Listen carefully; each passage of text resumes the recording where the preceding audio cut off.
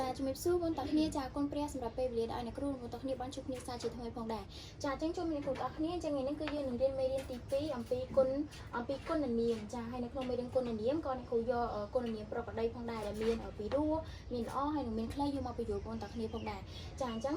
នៅក្នុងមេរៀនគុណនាមចាក៏បែងចែកជាពីរប្រភេទដែរដែលយើងរៀនពីមេរៀនមុនដែរនោះចាអញ្ចឹងគឺមានគុណនាមប្រកបដីនិងគុណនាមកំណត់ចាអញ្ចឹងថ្ងៃនេះគឺយើងតែរៀនតែមេរៀនប្រកបដីទេចាអញ្ចឹងនៅក្នុងនិយមន័យគុណនាមប្រកបដីចាមានគេអាចប្រាប់អ្នកគ្រូបានទេចាល្អចាអញ្ចឹងគុណនាមប្រកបដីគឺប្រាប់លក្ខណៈធម្មតារបស់នាមចាអញ្ចឹងចូលមកដល់ក្នុងឧទាហរណ៍ចាអញ្ចឹងក្នុងឧទាហរណ៍អ្នកគ្រូក៏មាន3ដែរដែលយកមកបញ្យល់បងប្អូនគ្នាតើតោះមួយហ្នឹងគុណនាមប្រកបដីចាអញ្ចឹងនៅក្នុងឧទាហរណ៍ទី1ចាទាំងអស់គ្នាចាដូនតាយើងបន្សល់ទុករឿងនិទានពីរោះច្រើនណាស់ចាអ្នកគ្រូអានម្ដងទៀតដូនតាយើងបន្សល់ទុករឿងនិទានពីរោះច្រើន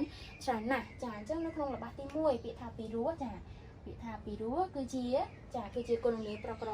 បដីចាដែលបញ្ជាក់លក្ខណៈធម្មតារបស់នាមរឿងនិទានចាចុះឧទាហរណ៍ទី2ចារឿងទាំងនោះបង្កប់អត្ថន័យអប់រំល្អចាអ្នកគ្រូអានម្ដងទៀតរឿងទាំងនោះចាបង្កប់អត្ថន័យអប់រំល្អចាអញ្ចឹងនៅក្នុងឧទាហរណ៍ទី2ពាក្យថាល្អនេះចាគឺជាគុណនាមប្រកបដីដែលបញ្ជាក់លក្ខណៈធម្មតាឲ្យនាមអប់រំចាឧទាហរណ៍ទី3ខ្ញុំចូលចិត្តអានរឿងនិទានអានរឿងខ្លីៗពីសម័យមុនចាអានម្ដងទៀតខ្ញុំចូលចិត្តអានរឿងខ្លីៗពីសម័យមុនចាអញ្ចឹងនៅក្នុងឧទាហរណ៍ទី3ចានៅពាក្យខ្លីនេះចាគឺជាគុណនាមប្រកបដីចាដែលបញ្ជាក់លក្ខណៈធម្មតារបស់នាមរឿងចា